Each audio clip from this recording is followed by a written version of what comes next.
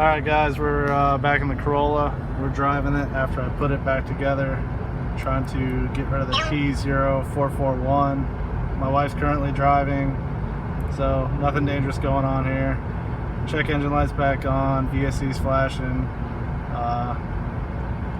So I'm going to clear this one more time and let it go for a few days, and we'll see if it clears or not.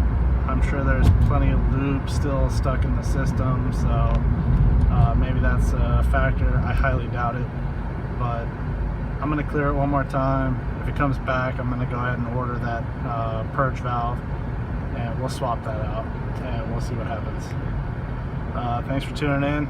As always, like, share, comment, subscribe, and we'll see you on the next one. Bye.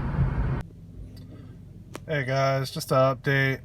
The last clip you saw was taken the same day that I pulled the evap purge valve off and cleaned it out and sprayed it with PB blaster.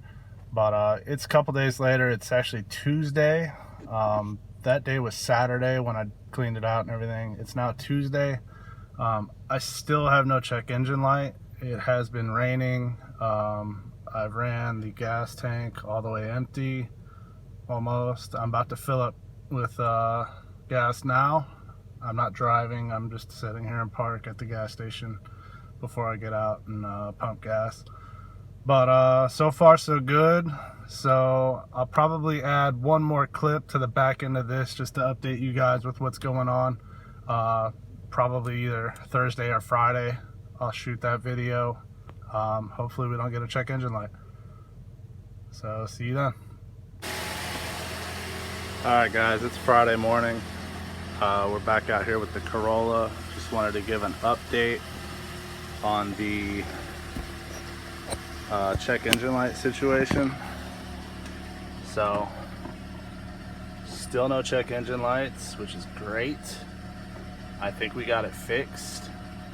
If you recall, it was a P0441, and what was going on is the evap purge valve, which is under the engine cover, was probably dirty, stuck, getting stuck. All I did was clean it out with carb cleaner, spray some PB blaster down in there to help lube it up, and it's been working great ever since the first check engine light came on. After I did that, I've been through all types of different weather, rain. It was like 88 degrees here yesterday. It hasn't been below freezing, but I don't think I've had the car since it's been below freezing, or since I bought the car after it stopped freezing. How about that? So it should be fixed. If it ever comes back, I'll let you guys know, but I'm calling this one fixed. So thanks guys for tuning in. As always, like, share, comment, subscribe, and we'll see you in the next one. Bye.